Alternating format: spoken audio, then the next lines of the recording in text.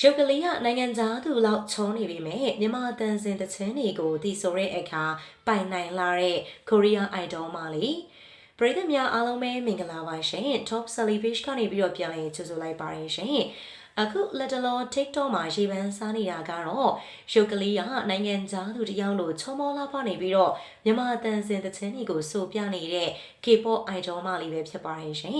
ဒီမှာရုပ်ရည်လေးကိုကြည့်လိုက်မယ်ဆိုရင်တော့မြန်မာတယောက်လို့ထင်ရစရာမရှိအောင်ကိုလှပချုံမောလုံးနေတာဖြစ်ပါတယ်သူမ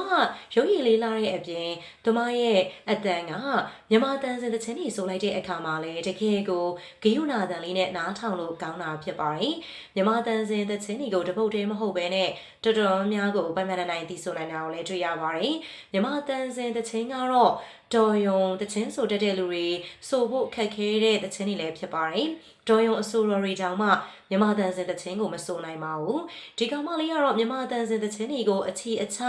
အမြင့်တန်အနှိမ့်တန်တကယ်ကိုတီဆိုပိုင်နိုင်လာတာလည်းဖြစ်ပါတယ်ရှင်သူမရဲ့အတန်လေးကိုနားထောင်ပြီးတော့ရှင်ထဲမှာအေးချမ်းသွားပြီးသူမကိုချစ်ခင်သူတွေကပိုပြီးတော့တိုးလာတာလည်းဖြစ်ပါတယ်ရှင်သူမကကိုရီးယားမလေးလို့ထင်ရပေမဲ့မြန်မာမိန်းကလေးတစ်ယောက်ဖြစ်ပါတယ်။ကိုရီးယားဘာသာစကားကိုလည်းကျွမ်းကျွမ်းကျင်ကျင်ပြောတတ်ပြီးတော့မြန်မာလိုလည်းကျွမ်းကျင်စွာပြောနိုင်တာဖြစ်ပါတယ်။သူမရဲ့နာမည်အရင်ကတော့စုနဒီဆိုလို့သိရပြီးတော့ဒီတီဆိုပြီးတော့ TikTok မှာလက်တလောခက်စားနေရလဲဖြစ်ပါတယ်ရှင်။မြန်မာမလေးဖြစ်တဲ့သူမကတော့ကိုရီးယားမှာဆိုလို့ရှိရင်လေ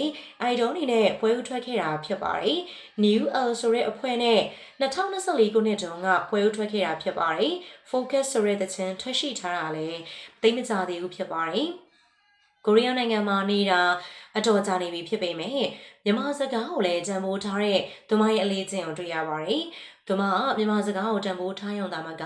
မြန်မာတန်စင်သချင်းတွေကိုလည်းပိုင်နိုင်သိဆိုနိုင်နေရအောင်တွေ့ရတာဖြစ်ပါတယ်ရှင်။ဒီဒီဟာဆိုရင်တော့ TikTok မှာလူပြောများနေပြီးတော့လက်တလုံးမှာကြည့်ရှုမှုတွေများနေရလဲဖြစ်ပါတယ်။သူမဆိုရင်တော့ကိုရီးယားနိုင်ငံမှာနေထိုင်ပြီးတော့ audition ကိုဝင်ပြိုင်ပြီး audition အောင်တဲ့အခါမှာ training ဖြစ်နေပြီးတော့ K-pop idol တယောက်အနေနဲ့ရှောင်လန်းနေရလဲဖြစ်ပါရဲ့ရှင်။သူမဆိုလို့ရှိရင်တော့တကယ်ကိုပဲတော်တဲ့သူတယောက်လည်းဖြစ်ပါတယ်။ဒီလိုမျိုးတော်တဲ့မိန်းကလေးတွေမြန်မာမှာအများကြီးရှိပါလားဆိုတာကိုသိရပါတယ်။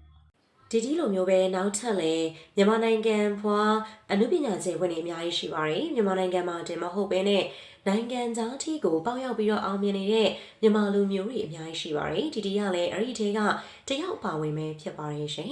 ဟုတ်ကဲ့ပါမြန်မာတွေမခေဘူးဆိုတာကိုဒီနဲ့ကနောက်ထပ်အနုပညာရှင်တွေကလည်းပြသပေးခဲ့ကြတာလည်းဖြစ်ပါတယ်ရှင်ဗီဒီယိုလေးအဆုံးလိုက်ပါကြည့်ရှုပေးတဲ့အတွက်အားလုံးကိုကျေးဇူးတင်ပါတယ် Top Sally Page ကနေပြီးတော့နောက်နေ့တွေမှာလည်းအနုပညာရှင်တွေရဲ့အကြောင်းအရာတွေကိုအချိန်နဲ့တပြေးညီတင်ဆက်ပေးသွားပါမယ် Like and Share လေးနဲ့အားပေးသွားဖို့လည်းတောင်းဆိုချင်ပါတယ်ရှင်